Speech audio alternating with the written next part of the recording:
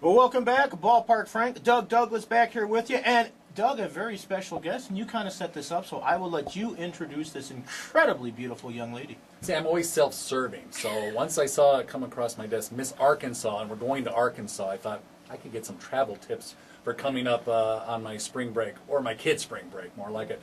But Miss Arkansas Alyse Eady, That's right.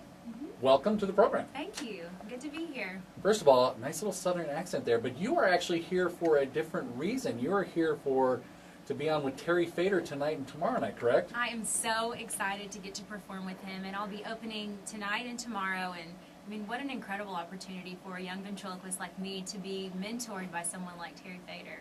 Now, first of all, I think I can't even say it.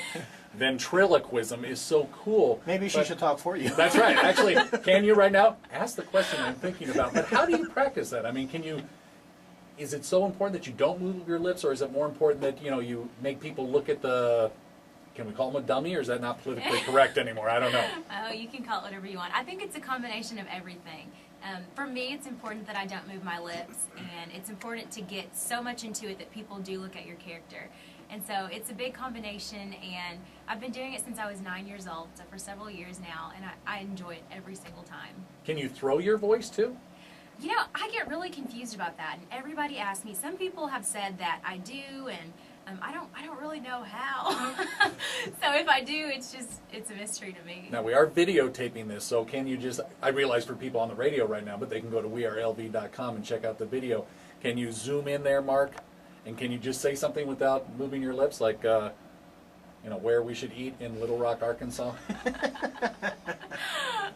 Hello, I am so happy to be here.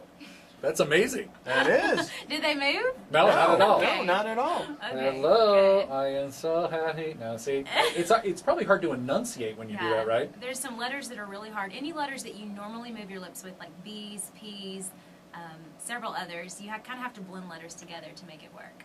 I gotcha. Now, how do you come up with the different characters? Because certainly Terry Fader, I mean, he's got so many different dummies, or what we call management around here at Lotus, but different things that he can do out there. So, but, well, I do anyhow. I'll take the hit for that one.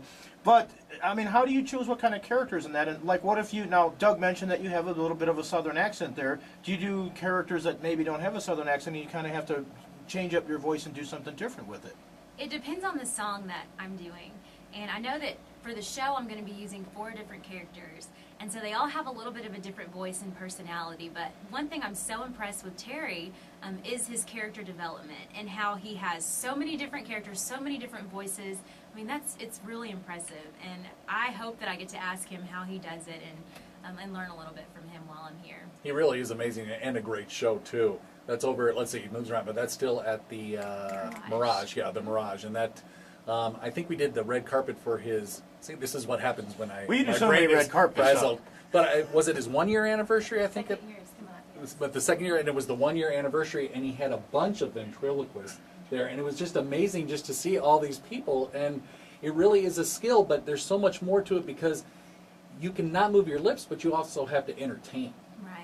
Right, you do. And that's what goes along with it. I mean, when people see a ventriloquist, they want to be entertained. They want to walk away laughing and enjoying the moment. So.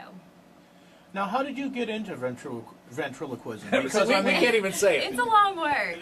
Because I mean, usually when people think of ventriloquist, it's kind of a male-dominated field. I mean, which is kind of a strange thing to say about something like that, but it really seems like more or less it is. There's not a lot of females out there that do this.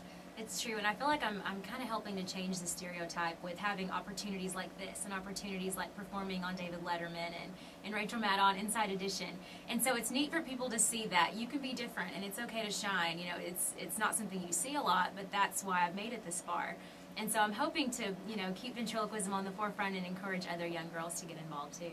Now, being in the Miss America pageant, and you've been in pageants all your life, seeing how you moved up through, there's always a code of conduct. And since we are in a sports station, we wanted to bring that up. At BYU recently, I mean, just earlier this week, a player got kicked off.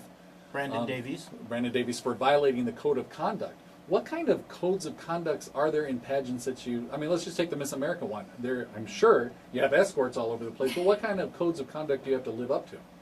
Basically just being a role model, and you go into this knowing that that's what's expected, and so there's really no excuse to falter on that, and you have to be of good moral character, and I think that that's really important that it stays like that, because we are role models and young girls look at us, and I looked up to the Miss Americas when I was younger, and so it's really neat now to get to be on the other side of that, but just always conduct yourself in a way that you're not ashamed for others to see what you're doing. And we were, Mitch and I were at Super Bowl week down in Dallas, and Teresa Scanlon from Miss Nebraska, who won.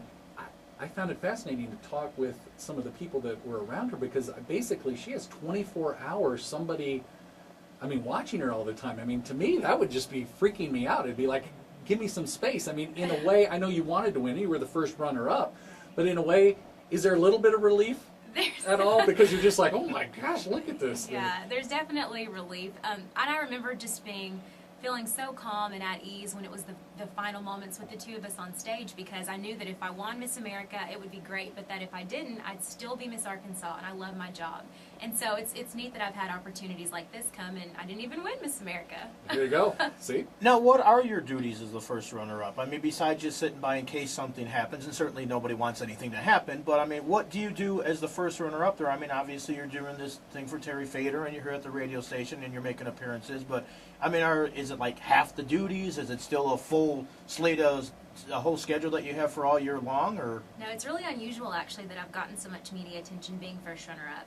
But the benefits of being first runner-up are the scholarships. I received $25,000 to continue my education, but also just remaining your state queen. I'm still Miss Arkansas. I still keep a very busy schedule in Arkansas doing my job. And so, hopefully, Lord willing, nothing's going to happen, and Teresa's going to finish out her year wonderfully, like I know she will, but I'm just there just in case, and I'm continuing to be Miss Arkansas. Are you going to be able to get any other festivities while you're here in Vegas?